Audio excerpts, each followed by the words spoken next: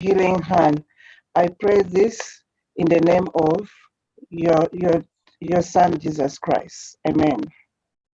Amen. Amen. The loyal toast.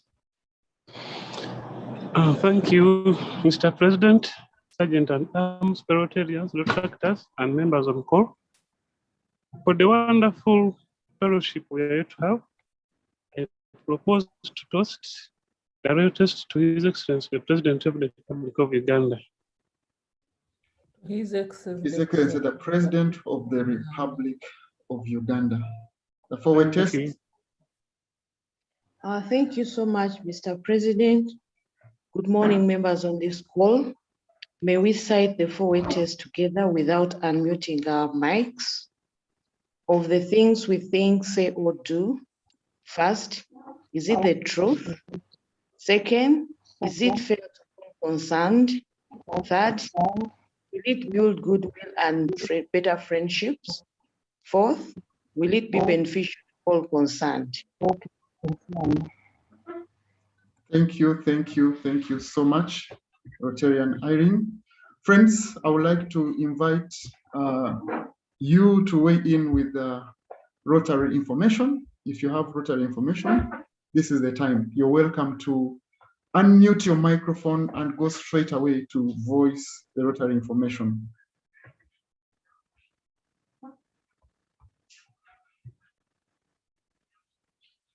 Any Rotary information, friends?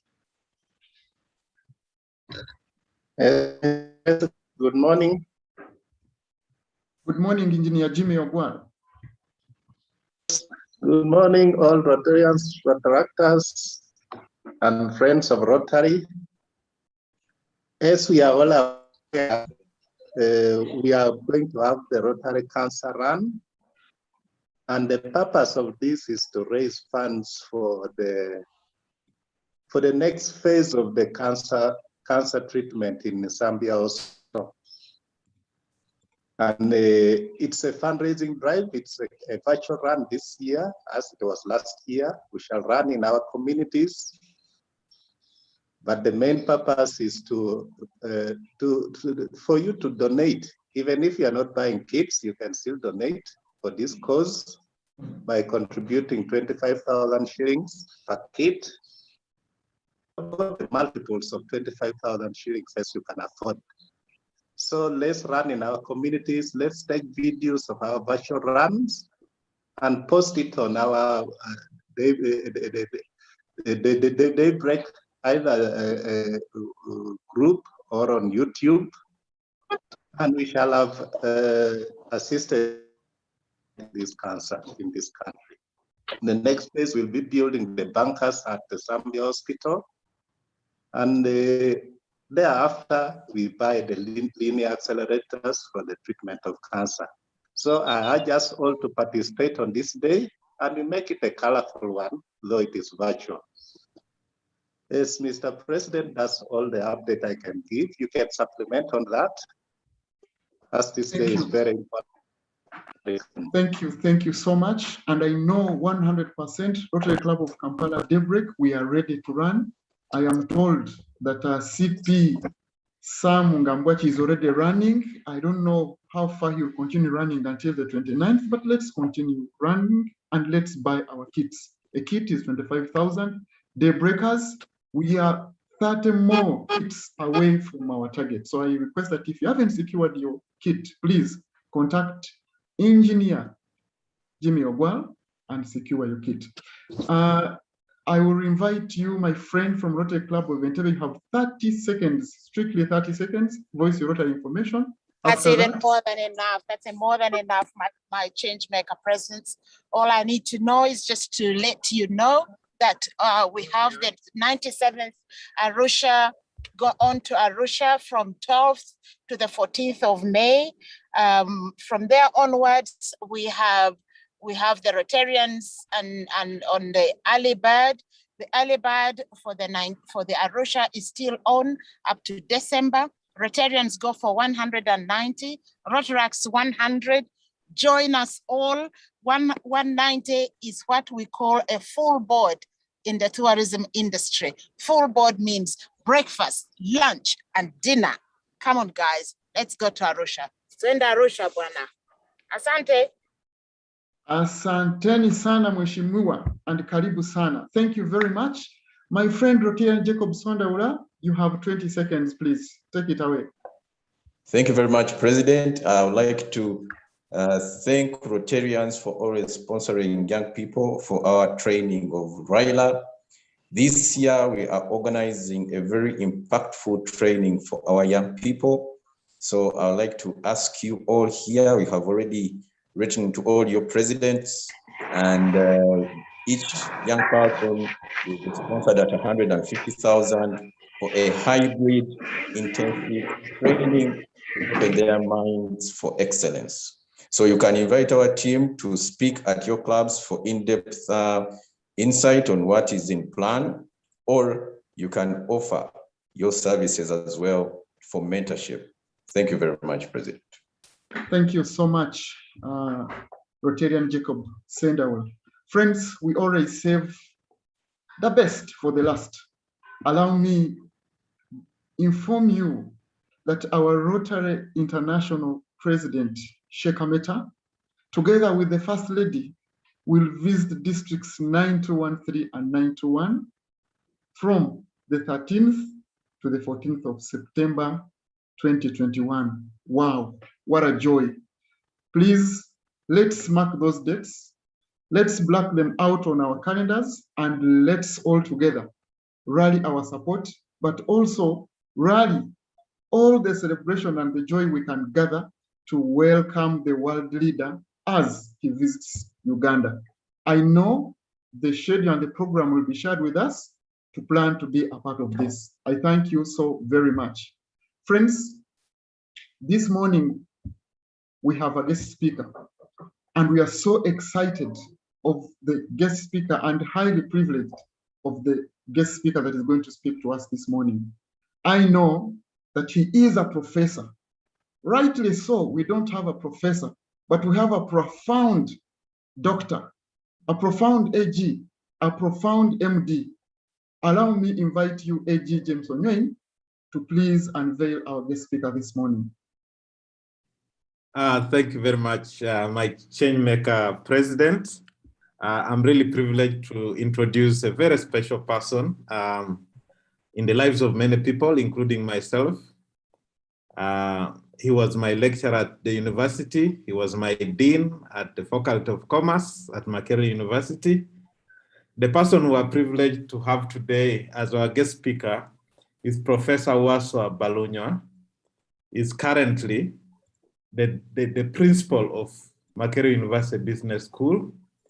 He has been teaching for over 30 years. You can imagine he taught me, old as I am. It's primarily in the area of business administration, accounting, finance, and management. And in recent years, his interest has gone to mainly teaching and researching on entrepreneurship, on strategy, change management, and leadership. He led a team that started the private programs in Makerere University, and thereby changing the landscape of higher education, not only in Uganda, but in the region as well, making Makerere University Business School, MUBS as we know it, the leading business school in the region, one of the leading business schools in the region. He started the Faculty of Commerce with 1 degree program and about 220 students. But he has made that grow 100-fold. There are now 20 undergraduate programs, 11 master's programs, and even PhD programs. And there are now over 20,000 students. What an achievement. He holds a PhD in entrepreneurship from the University of Stirling in the UK. But earlier on, of course, he had got a BCom and an MBA from the University of Delhi in India. He's widely published. There is a link there. You can have a look at it. And actually, he's a blogger. He writes a lot. He's been a board member in several organizations, including Bank of Uganda, Uganda Airlines, Coca-Cola, among others. currently serves in the board of Madivani and is the patron of various associations. He's a social entrepreneur, especially interested in the girl child, and is providing opportunities for the girl child in communities using the Balunya Foundation, which he founded, and is a director. He has great interests in yoga, wrestling, and swimming, but he doesn't know how to swim. Maybe I will only plan to take him on wrestling. You're welcome, Professor Walter Balunya. Over to you, President. Thank you. Thank you so much, Dr. James Onywen, for ably introducing to us our guest speaker this morning. Professor, we are extremely humbled to have you speak to us about a subject that is actually lingering in most of our minds. Professor, you're most welcome. I turn this audience to you. Thank you very much. And a very good morning to all of you, ladies and gentlemen. I think my part of me is Rotary, so maybe you should call me a Rotarian also. It's a pleasure always to be able to share with people who do things that I feel I should also be doing.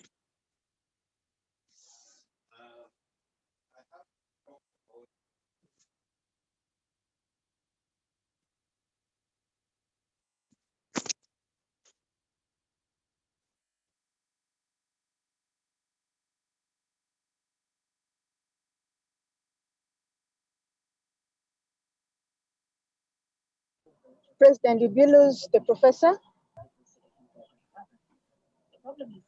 Professor, are you still with us? I think he's trying to share the screen.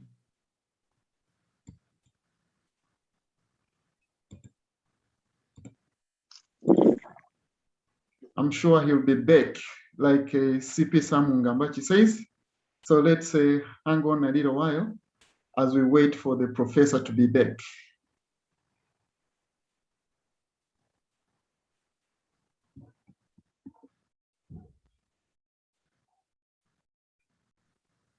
Yes, my other gadget, my laptop, which I'm using for sharing, has had a bit of a problem, but I'm sure I'll get over it.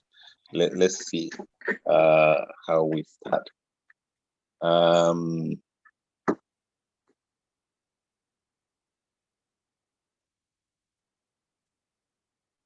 So, friends, as I fix the challenge with my laptop where I'm sharing from, I'll just keep on. I'll talk about my experience in this. That the request for me to talk about the future of education, in a sense, revealed to me a number of things that possibly we are not looking at as a country, things that we need to really think about very well before we move ahead. And what is happening to us right now is that the coronavirus pandemic is driving change, and it came up when the fourth industrial revolution was also starting, and this has drifted. It has expedited the process of change that we are seeing, not only in education, but literally in everything else. So this morning, I want to look at what is happening globally, and then bring down the case for Uganda so that we are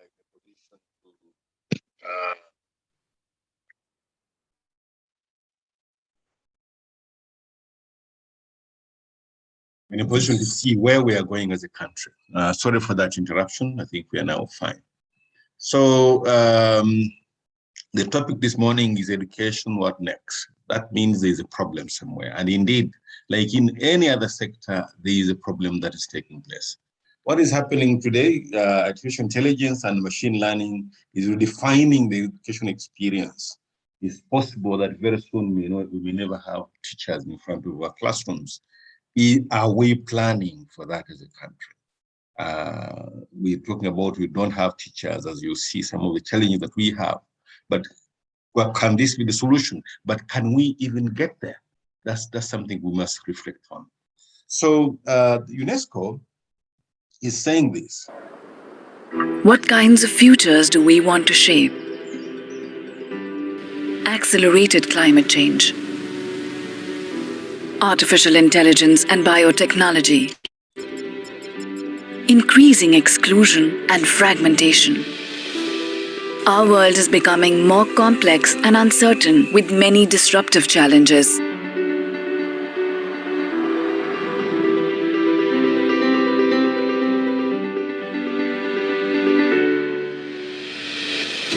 Knowledge and learning are humanity's greatest renewable resources for responding to challenges and inventing alternatives. Yet, education doesn't only respond to a changing world. Education transforms the world. But to create the futures we want, we must rethink education. UNESCO has launched a global initiative to reimagine how knowledge and learning can shape the future of humanity and the planet. We are looking at 2050 and beyond, and we want to partner with you to discuss, debate, and re-envision the ways education enables us to become what we want to become. For ourselves, for each other, thinking together so we can act together. Join the conversation and let's make the futures we want. Okay, UNESCO is that United Nations organ that looks at education, and that's what they're saying. Of course, there's a challenge there. In the United Nations, somebody was saying they're looking at an investment of $3 billion in education, whereas the actual requirement is $33 trillion. But my presentation this morning will look at this at the global level, and in the case for Uganda, we shall look at education systems. We shall see how the coronavirus pandemic has affected it, and the fourth industrial revolution and the future. And then we shall bring that down to the case for Uganda. What is happening today is that technology is making current education system obsolete. And you need to get worried. Is Uganda copying? Are we able to cope? So at the global level, the entire global system has been disrupted. The virus has done many things for us. And it came in, I'm calling these the twin events, or the twin drivers, the coronavirus pandemic and fourth IR. Fourth IR was around, was coming on to us slowly. We are adapting slowly, but we did not notice it. But it was the coronavirus that has brought this to our attention.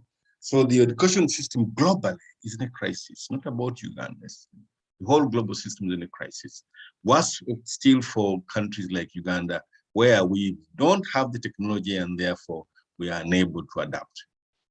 So what is an education system? An education system is how the education is organized in the country, including the levels, the teaching, the learning methods, the laws, the regulations, the funding, and all related matters. And the types of education, there are three types: the formal, the informal, and the non-formal. I'll not go into these. I'll give you the slides so that you can see what these are. But let's get to the coronavirus pandemic. And here we are.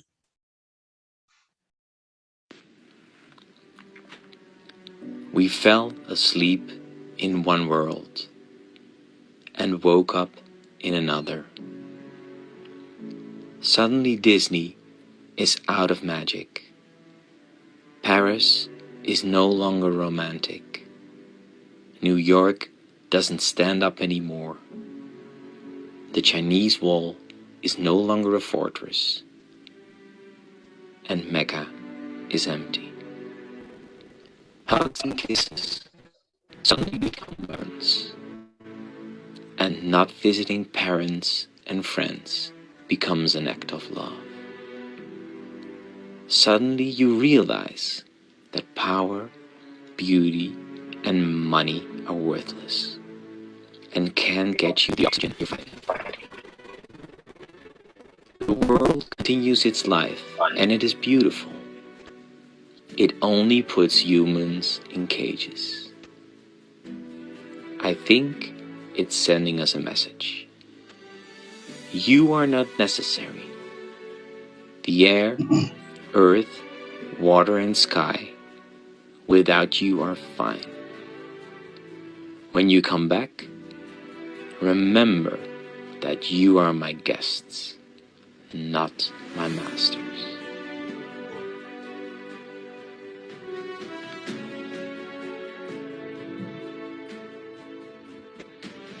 Yeah, we are. That is the coronavirus pandemic. We woke up and found a different one. So the coronavirus pandemic has disrupted everything, including education. Everything has changed.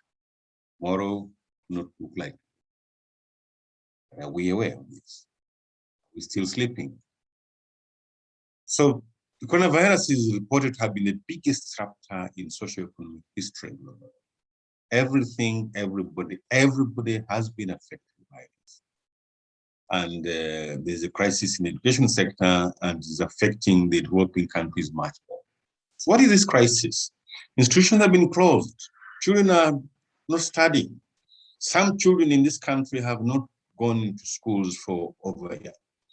So, teachers have been laid off, and some institutions have physically closed forever. You know the number of schools that are closing, the number of schools that are being sold. Teachers have joined other business activities to earn an income. This is the crisis that we have. But you will see that there's a small group of people in the country, about 5% of the people, you and me possibly, whose children have been studying online, where the schools have adopted modern technologies. But this is the small group. The majority are not doing that, can't afford it. So the coronavirus pandemic came amidst emerging technologies. It's what I'm calling the twin events that have been taking place in the world. And the fourth industrial revolution has been creating change in various sectors of the economy. And it is changing the way learning takes place, teaching takes place, and it's been adopted by a few institutions by many institutions in the developed countries, but a few in the developing countries. There is an education divide between the rich and poor in our countries, and within the poor countries, this education divide is between the rich and the poor families. And this is the crisis. The crisis where the majority of people cannot afford the emerging technologies and therefore not studying.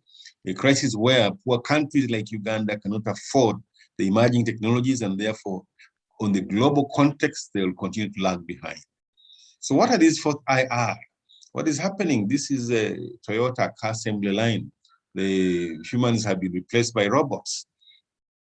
Today we are on Zoom. I used to meet formally, on morning somewhere. Today we're on Zoom. And that is the technology that has emerged. We can see that, for instance, there's a lot of drones doing many things, taking photographs, spraying fertilizers, many things that drones are able to do today. And of course, the robot, which is mimicking human beings, is able to do many things today. So some of the fourth IR technologies include big data, artificial intelligence, robotics, the Internet of Things, 3D printing, genetic engineering, quantum computing. This is an example of 3D printing. It's going to lay off so many people. Remember that man near your home who has been erecting buildings for many people? He has no job anymore.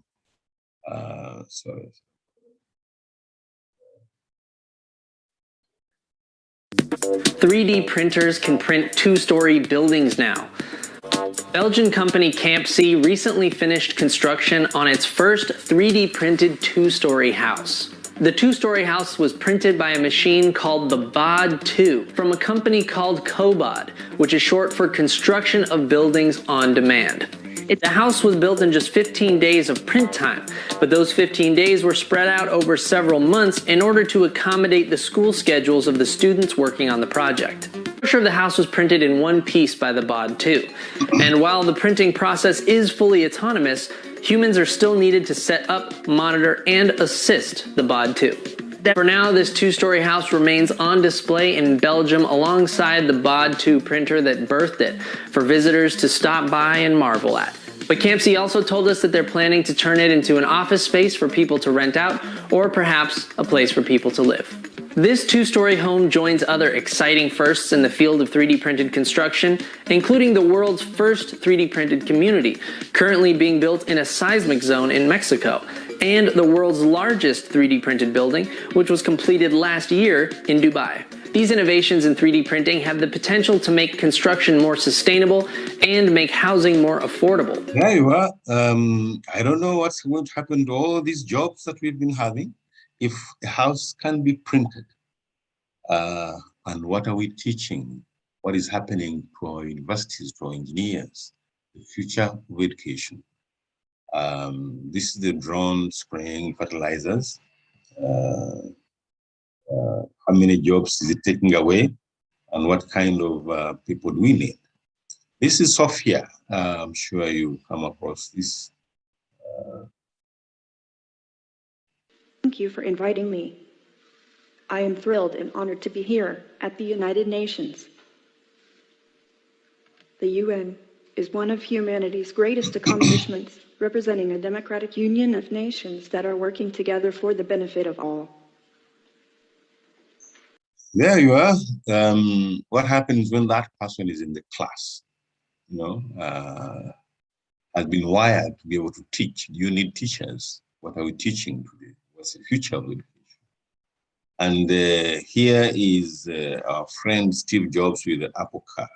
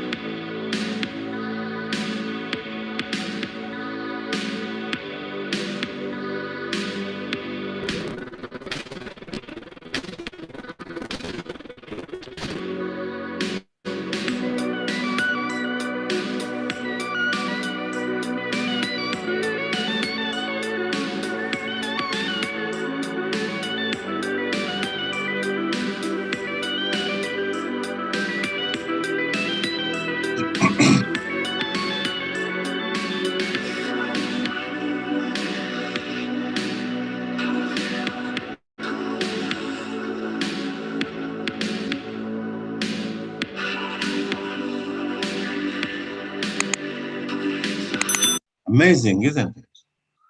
Well, let's look at the changing nature of education. What the traditional education system, the teacher has been in front of the students.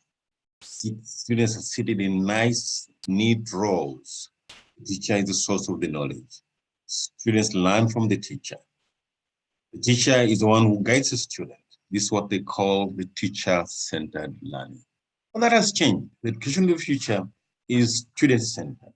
The teacher is a facilitator. The student has all the information he or she requires on his or her phone. Very important.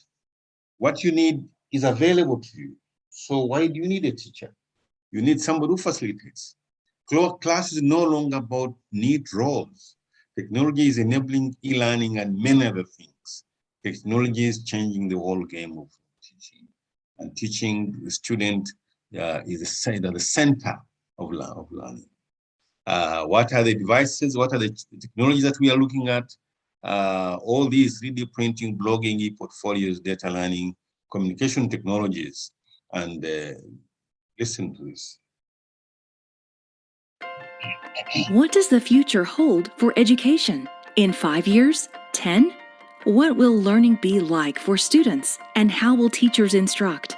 And what role will security and IT operations play in keeping critical functions online and facilities and data secure? Today, the learning experience is already extending beyond the classroom. Soon, on-demand and more personalized learning will make it even easier for students to fit school into their own schedules and learn in the way that best suits them. Finishing a course will be based on the knowledge you've acquired, not a specific date. Augmented reality, digital images superimposed on live content, and virtual reality, an artificial 3D environment, are some of the hottest technologies today. In education, they allow students to visit monuments, explore Mars, and even travel back in time. Artificial intelligence, or AI, is the ability for computerized machines to mimic human thought processes. It could make it possible to personalize the delivery of information and assessments to an individual. It could also shift the role of the teacher to that of a facilitator, supplementing the AI lessons and helping struggling students. And for academic research and discoveries, AI could help break through boundaries we can't even conceive right now. Everything you do today and tomorrow, from capturing lessons to enhancing research capabilities with AI, depends on a strong IT infrastructure foundation. All your systems, network, mobility, collaboration, security, data center, need to work together seamlessly to support the changing landscape of education. And Cisco can help. Okay, so what is happening to us is that that is the traditional class.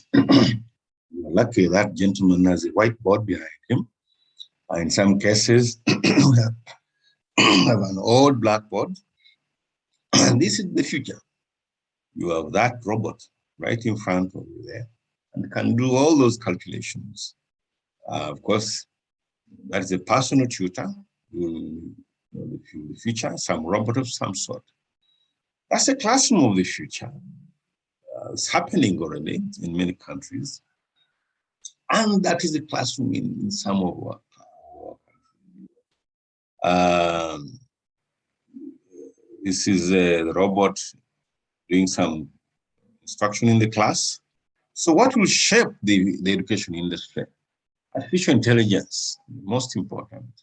After what's going to happen is that with the big data, every student profile will be developed and education will be customized. Now, as I speak about this, think about Uganda. You know, we've been able to customize the national identity card. You know, possibly that's one of the biggest achievements. Without it, you can't do things today. And it's related to your tax, and other things. So that's very important. So you don't need a teacher in those circumstances because the artificial intelligence is going to tell what you need, how you are wired, what are your future prospects, an accountant, an engineer, and the education will be catered for you. Automation. Some of the difficult things like grading, we hate marking, as said. And right now, there is a big debate on examining online. The system that we have.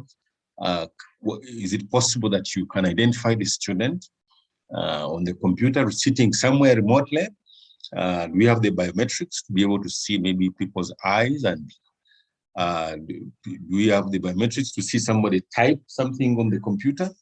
All these, and these objective questions that we set on computer, which are available today, how easily can they be done? And are they good? Can you have somebody doing an exam online for 3 hours in Uganda, without challenges of electricity and data? And what is happening is there is going to be a global classroom. This has already happened in many cases. I have been teaching in the last 5 years our campuses in Arua, Jinja, and Barara on MBA from my office. So we have one classroom. Now, imagine that everybody wants to go to some other better universities, so we may have a global classroom. We may be able to access all kinds of education. There are free online classes today, free online degrees today. And of course, real-time reading and feedback, these are things that are going to happen to shape the education of the future, and they are already happening. There are some available applications. You may need to look at what they are: Mathayu, BrainLane, NetEx Learning, ThinkStarMaths, and things like that.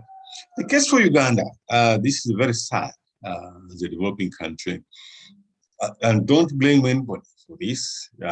What you need to do is blame the system that has failed us to be able to develop, which is something for another day. Why is Africa not developing? Why is Congo in a mess the way it is? Because there are global interests that are interested in those minerals, and they will never see you stabilize and do the things that you want to do. So just think about this. The education system in Uganda consists of 4 levels: the 7-year elementary, the 4-year lower secondary, 2-year upper secondary, and 3 to 5 years post-secondary. The national education goals are eradication of illiteracy. It's a big challenge, big job. Promotion of scientific, technical, and cultural knowledge, promotion of national unity, and promotion of moral values. You may wish to think about how far we've gone in this. And the funding in the schools, because I'm talking about the eco-environment, the ecosystem of education system in Uganda. There are government institutions, religious-based institutions, NGO, private sector, all these are playing a major role in funding in schools and universities in this country. What are the challenges we face in this country? Inadequate funding, not enough teachers, robots, inadequate facilities, global classroom, rural population, major challenge, negative quality of available teachers. Not negative, that is quality of available teachers. Even those that we have are not of a very high standard. So Uganda has various challenges. Today, we have a demographic time bomb. Every year we have 1.5 million babies born, and so this population will double by the year 2050. The overpopulation is overwhelming resources. It's crowding cities and growing slums. If we are producing 1.5 million babies annually, how many jobs are we producing? How many children are we putting in school? These are issues that we need to think about. What are the numbers of jobs in comparison to the births?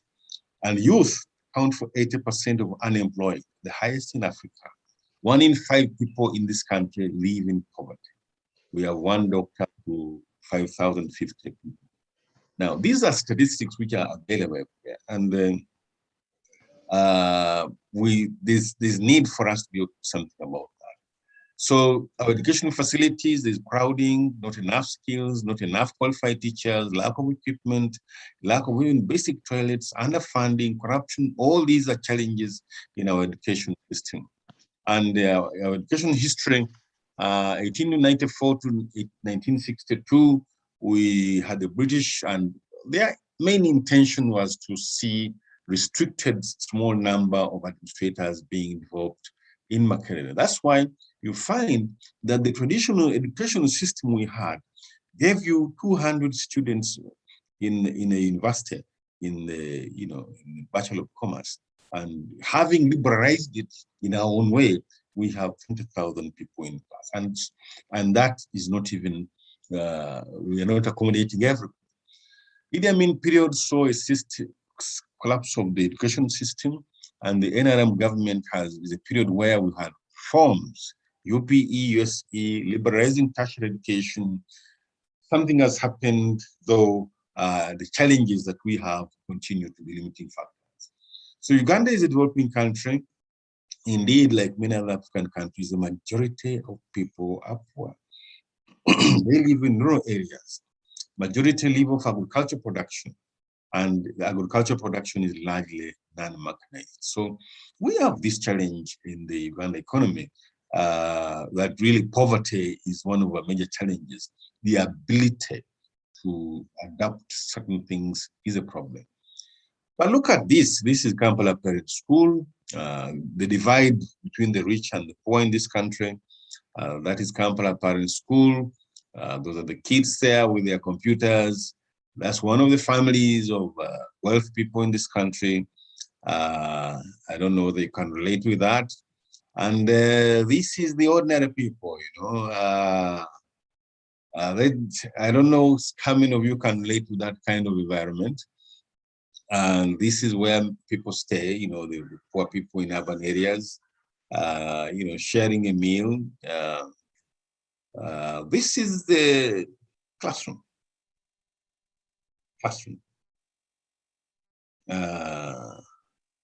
That is a classroom. Something to think about. That is a classroom. The school. Think about it. So the educational challenges in Uganda, we look at the technology literacy, how many people have internet, access to internet, how many people have smartphones, how many people can actually afford data. I think I talked about 5% of the Uganda population living alongside the world mainstream. So you can see pretty very small number. So we have other challenges in terms of the Uganda's population who you know, the structure, the majority are very young and they're not working and they're not contributing. The urban, rural areas, these are telling a story about adoption of technology. Population in agriculture, you know, using a hoe, it's telling a story. And yet, technology is changing. There's changing skills. The double structure of the Uganda economy and poverty are a major problem. So what do we do? How do we move ahead? In light of all this, Uganda must adopt distance learning. There's no other way. We must use radios. That's the technology that we can afford. We should not close schools. We should be able to use radios to teach the ordinary people. Not government radios. People can afford radios. Even on the small phones, they can afford these radios. And because we can't afford computers, we can't afford big data, at least we continue with the knowledge that we have with the teacher in front of the class teaching something, because there's no alternative.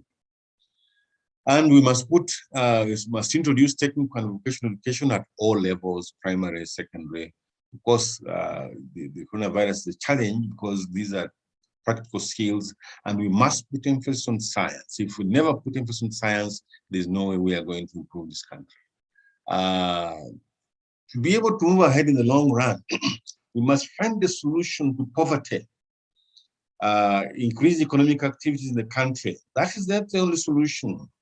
Bring the 80% of the population who are poor in rural areas into the global economic mainstream.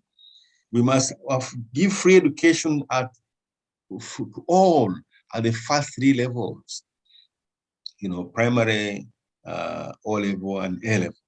We must put emphasis on science. Government must fund all science activities. I've said this 1,000 times. We must put emphasis on technical and vocational education. I would close all the universities today in this country and start with technology universities, because I wouldn't close business. It's what drives business, what drives the technology. And we must adopt the fourth industrial technologies. Uganda must abandon everything that we have, and we must be able to change. So as we close. It's a tragedy that as the world outside school changes faster and faster, the majority of American kids are not being set up to succeed in the future that's coming. We're entering a world where there's not a lot of value on just kind of sitting there and doing what you're told. Increasingly, a computer could do that kind of stuff. We are eventually going to create a new model of education suited to the 21st century instead of the last half of the 19th century. This is going to happen. We're just trying to make it happen sooner.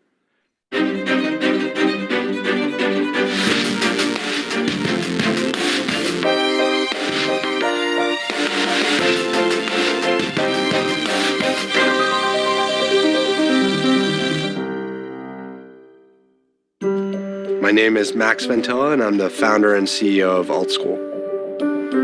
Working in Silicon Valley and being at Google and, living here, it's kind of impossible not to have it shape your worldview and to believe that a mission-driven technology company can have an incredible impact beneficially on the world. And being a parent of young kids, there's really nothing I can think of that is more important than their education that I can be working on. As an entrepreneur, you have that startup bug. You need to work on something that catches you, and this was the thing that caught me. There's this problem, which is that the model that we have for educating kids, it is a mass production model. It's a factory model. It doesn't provide an individualized experience to kind of anybody. Every 45 minutes, kids switch to a different subject and they open a textbook and they read the next chapter, and at the end of the week, they take a quiz. That experience is teaching kids how to think like computers, and that's not going to be very valuable when these kids actually grow up to be adults. If you're trying to fundamentally transform the education experience, that is not something that you can just kind of whiteboard with a bunch of research and a bunch of smart people in a room somewhere. You have to learn what that model looks like. For us, that meant immediately, almost from starting the company, opening a school. And then we opened 3 more schools, and then we opened 3 more schools, and now we're opening 2 more schools that are focused on personalized education. Each child defines their own experience to learn in a way that feels natural, takes advantage of their curiosity, and that doesn't try and corral them to learn this thing right now in this way. And that's where technology plays a foundational role versus a superficial role. Well, thank you for inviting me to share with you this. Back to you, my host. Oh, thank you so very much indeed, Professor, for really painting a picture of what the future of our education system is really going to look like.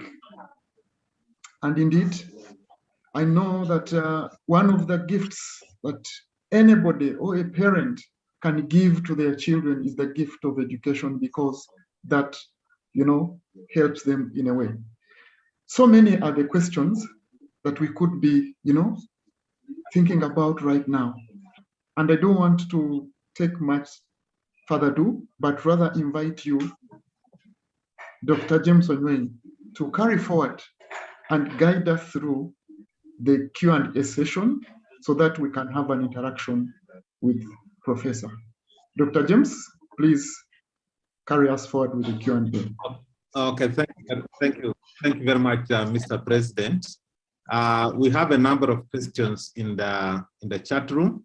I'm going to put this to Professor Balunya, and then he will start with those before we take up the hands. The first one is from Andrew Obara. He's saying, Professor, in the context of the 4th Industrial Revolution, are examinations in the context we are acquainted with still relevant, or should we be looking at digitally aided continual assessments? He's saying, in the context of the 4th Industrial Revolution, are examinations in the context we are acquainted with still relevant, or should we be looking at digitally aided continual assessments? That is from Andrew Obara. From our Ivan Mutaka from Daybreak says, thank you, Professor, for the wonderful insight into the future of education. In fact, online or smart education should be the way to go. My only problem is that it is limited to urban areas for our case of Uganda. In fact, even when you have data, some areas have no internet or wide area network access. What's your take on this, Professor? I think you mentioned something like that. You'll elucidate more. Another question, let me see. The others are either compliments or information. Thanks for the reminder, an eye-opener. This is from Ronald Onzia from Sunday. Thanks for the reminder and eye-opener of our situation. Could it have been better? Traditional courses as engineering, law, medicine, teaching, and so on, as we know, is changing, and I believe will change. We have children starting to think of courses such as photography, animation, streaming, content creations, which could place them in direct competition with robots. However, I think this was mostly a comment and just explaining more what is happening. The other one is also just adding to what you are saying. Thank you for the lovely talk. I'm looking at a situation where a child fails to grab something when a teacher is standing in front of her or him, and then learning via radio. I think it's just wondering how that can happen. Maybe you can give some consolating remarks, remarks on that. Joseph says, Haibsibwe says, in terms of way forward in the short term, you propose use of radios with emphasis on science. How feasible is this in the terms of having a well-skilled and trained labor force? Let me repeat that from Joseph of Sunday. He says, in terms of way forward in the short term, you propose use of radios with emphasis on science. How feasible is this in terms of having a well-skilled and trained labor force? The last question, maybe then you first handle those, is what do you advise parents on how to handle the future choices of their children? That is Ronald from Sunday. What do you advise parents on how to handle the future choices of their children? I think, Professor, you handle those, then we'll continue with the other. Thank you. Thank you, James. First of all, I want to say this, that thank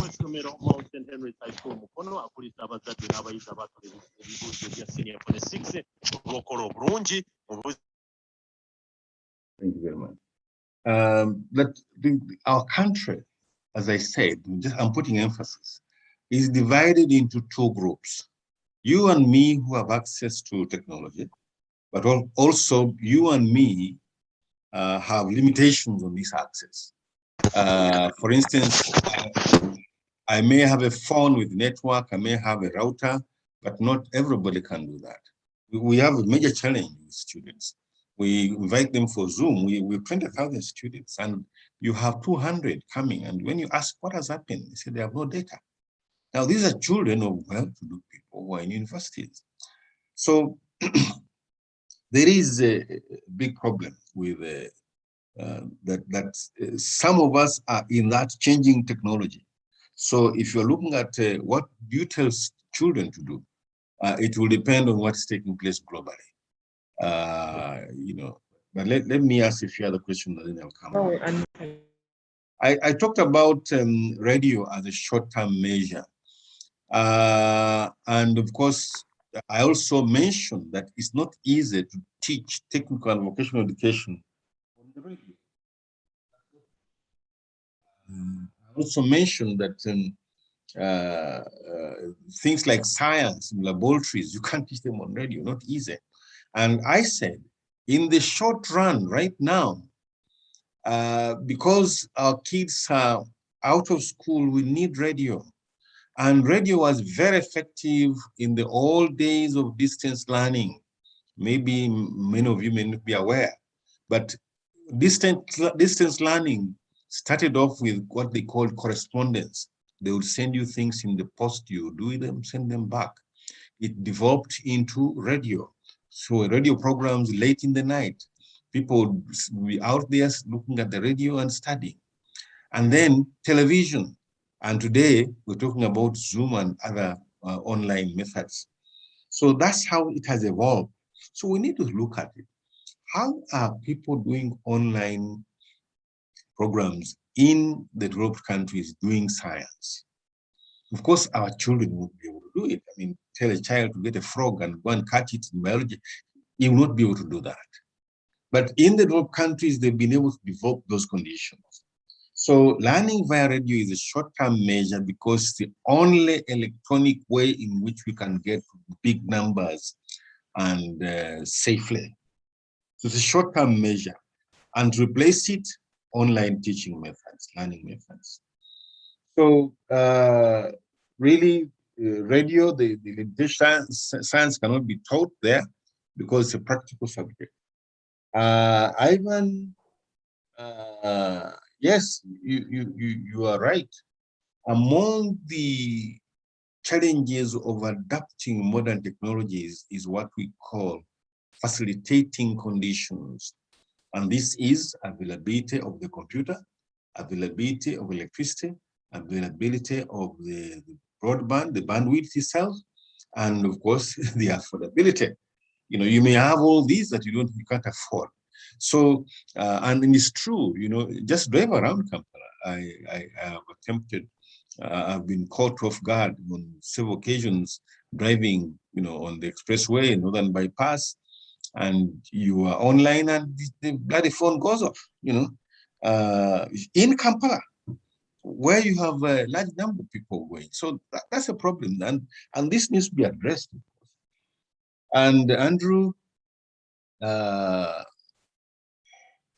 current examination system needs to be changed, but you can't change it overnight. That's the whole point. Right now, we're in a dilemma. You know, we have to do exams, and how do we do exams? You can't do online exams because the students don't have the facilities, they don't have the data, what we call the facilitating conditions. So they don't have those things. And two, I know a student has confessed to me saying that, you know, I sat an exam for another student online for another university. So what do I do now, me as the head of an institution, and I know that somebody may sit out there on the computer and do an exam for somebody else? What do I do when how do I run a 3-hour exam? It is in the law, examinations 3 hours. It's a regulation. Now, you can't hold a student 3 hours. I mean, thousands of students for 3 hours on the net. You know, that's not possible. So we are looking for alternative methods, and there are many, you know, open book, take-home exams, but these are challenges, of course. So we are exploring different possibilities, but the current examination system is dead. It's dead. We can no longer continue with it. But in case of Uganda, it has to be phased out and phase in something else. You can't wake up in the morning and say, oh, look, you guys, you stop examining people this way. There must be an alternative. It must be, you must experiment with it and see how it works. So back to you.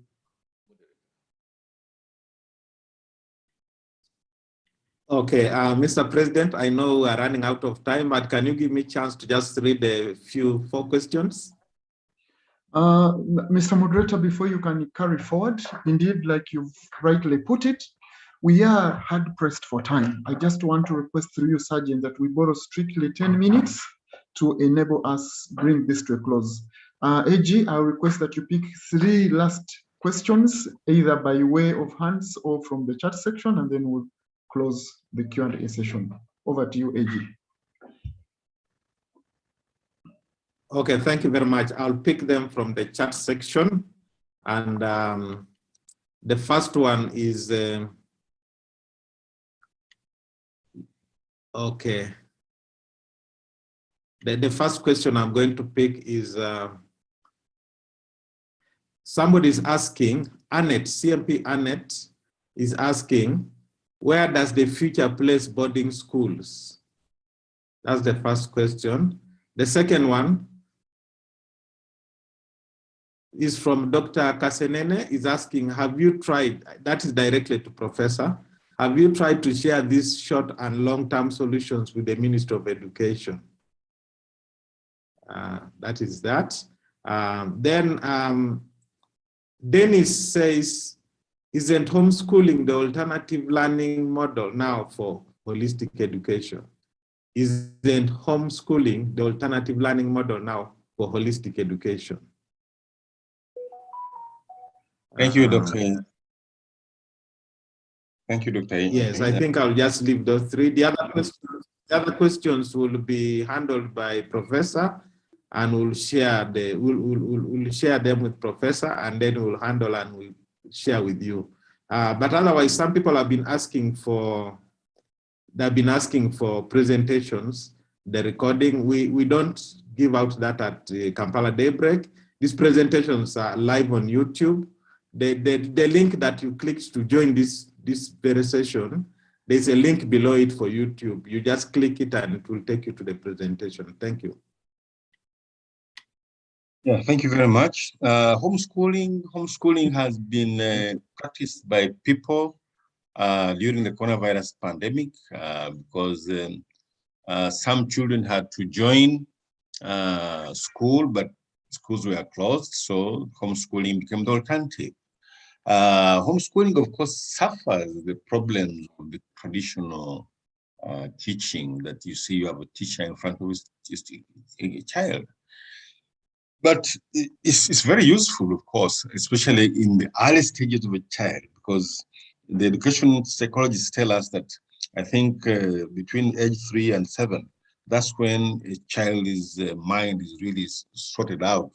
And homeschooling is good. How do you teach a child how to write? How do you teach the child how to recognize numbers and so on and so forth? This is very important. But of course, everything that has a process can be computerized. That's the beauty of IT. So yes, in our conditions, because the biggest limiting factor of IT, artificial intelligence, is lack of the human component. That's the biggest problem. The behavior, the human values. Dr. Kasenene, have you tried to share this with the Ministry of Education and Sport?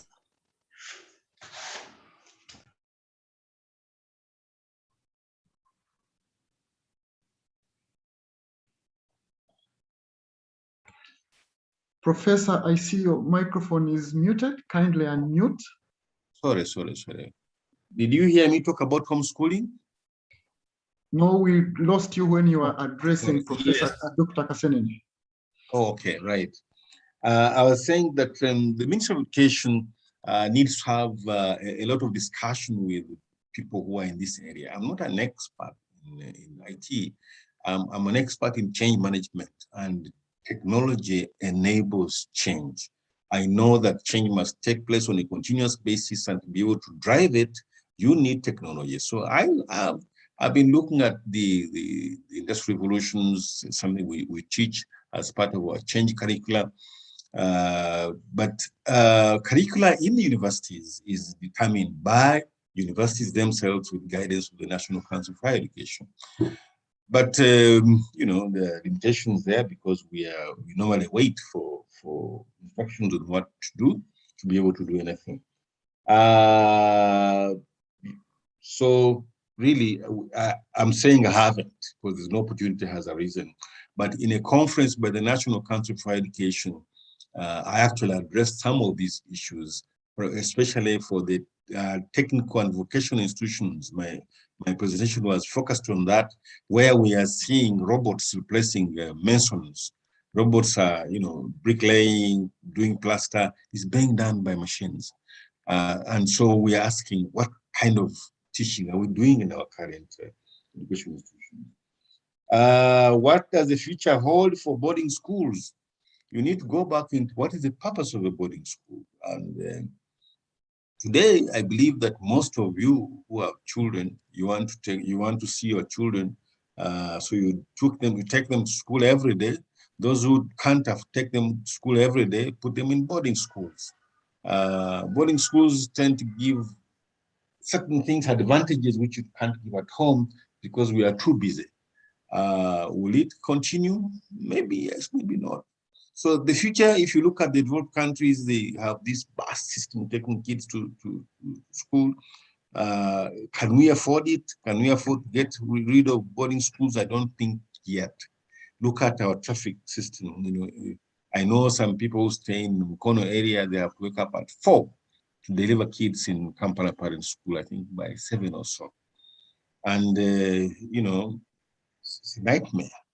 So boarding schools in the ecosystem are still useful. And maybe they may be more organized than you who is doing this at home. Or, you know, if our schools, if we're able to develop schools in our areas where we stay, then boarding schools are not necessary. But otherwise, if we continue to have a few good schools, and then boarding schools will continue. But it's something to think about. Thank you very much, and back to you, James. Thank you so much, Professor, for sharing your insights in this very critical subject. I wish we had more time to carry forward this, but in the interest of time, we've got to bring this to a close.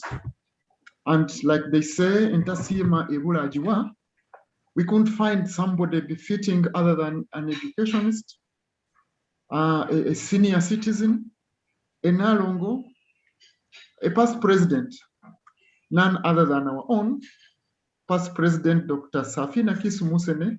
Please help us and move a vote of thanks to our professor for the good gesture that he has done to us this morning.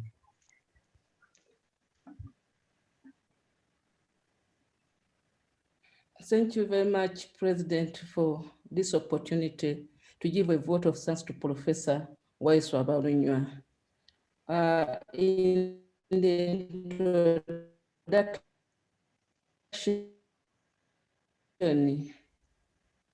AG forgot to say that Waiswa is a vote of thanks to the sun. Professor, we as daybreakers, we want to appreciate you.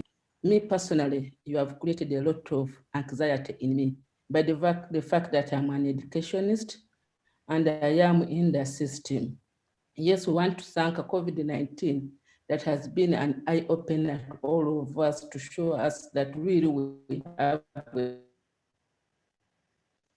problem. But again, I'm happy that all that you are presenting, I think it is now known.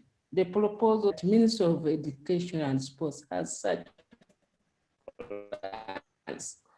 I know Prof. 29 talked about, we also have the digital agenda in the Ministry of Education.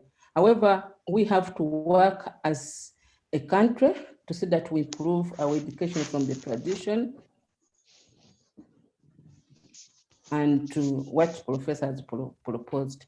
Professor, I'm not going to make another presentation, but as daybreakers, we have a certificate that has been projected for you. We want to say thank you and our appreciation to you. Thank you, Professor. Thank you very much. Thank you very much. I appreciate that.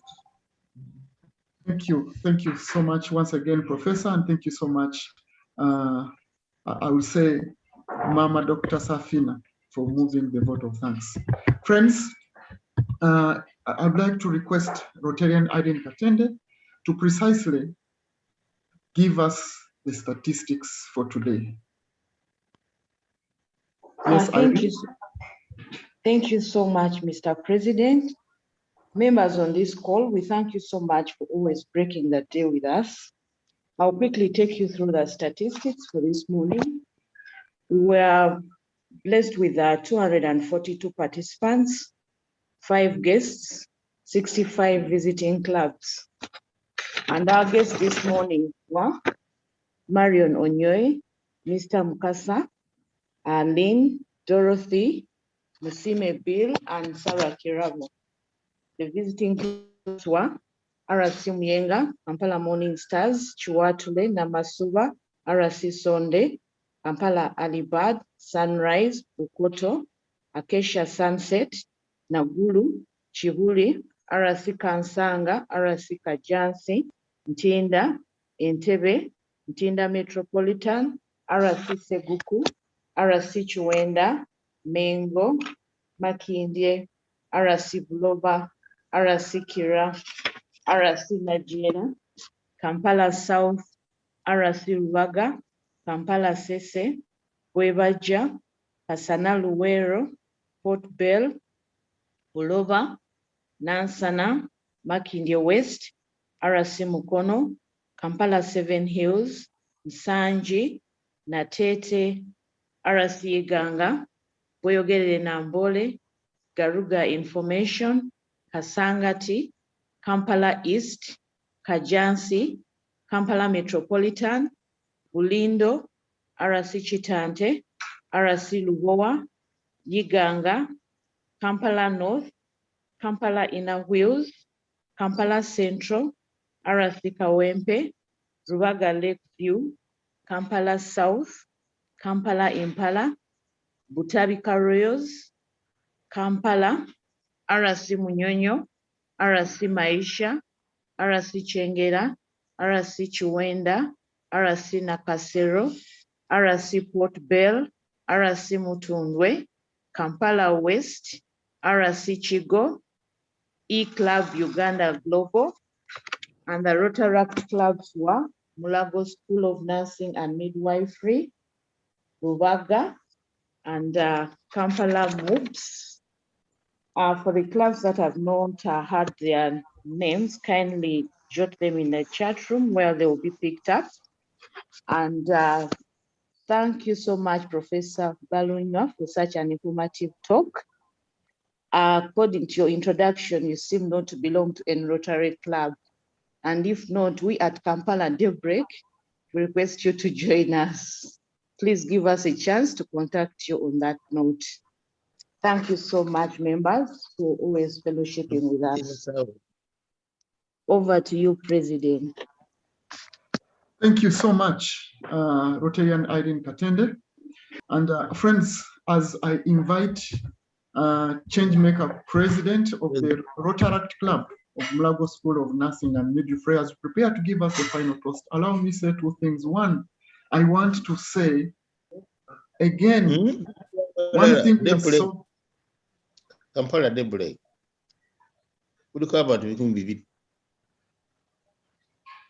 Thank you so much. We will take note of your visit. But I would like to say, friends, that one thing that we are so grateful to COVID is, indeed, it has placed the responsibility of education over our children in a place where it really belongs. As parents, as leaders, sometimes we had, forgotten about this core responsibility. So let's rise up and let's be alive to the fact that tomorrow will not be the same again, especially in our education system. Secondly, I want to thank each and every single one of you.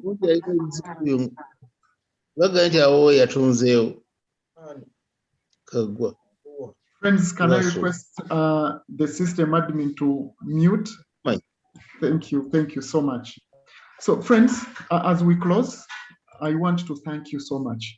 All our Rotary leaders on call this morning, the district leaders, the governors on call this morning. I can't mention each and every one of you. The Changemaker presidents led by the president of presidents for districts 9213 and 9214. Thank you so much, the Rotaractors and all friends of Rotary. Thank you very much. Allow me to invite you, Changemaker President Adrian Mutiawa. Kindly give us the final toast. Thank you, President. Let's get ready for a final toast. If you have a cup of tea or coffee, this is the time you hold on to it, or if you have someone to chat with, for the very insightful talk on the future of education, for the knowledge that this earth can actually live without us, but we are its servants, not its masters, for the great talk from a very informative source, the principal of Nakawa MOOCs, Professor Balunya. I give you Rotary International. Rotary the world over. Rotary world over. Thank you so much, friends. Please come every Thursday, 7 to 8 a.m. God bless you and make you a blessing. Amen. President, thank you very much for today and enjoy your day. You're most welcome, my president. Mr. President, thank you very much for the fellowship. It has been very, very good.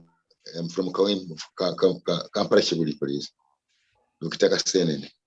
Thank you so much, Dr. Kasenene. It is always an honor to host you every Thursday morning. And thank you for always joining us. We don't take it for granted. We appreciate you. I am usual visitor, and I call you also to visit me tomorrow. Please. 100%. We will return the favor. Thank you.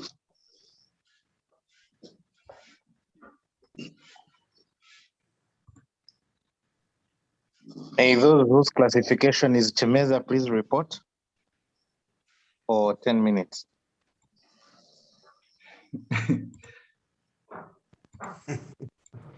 CP Samuel. We are here.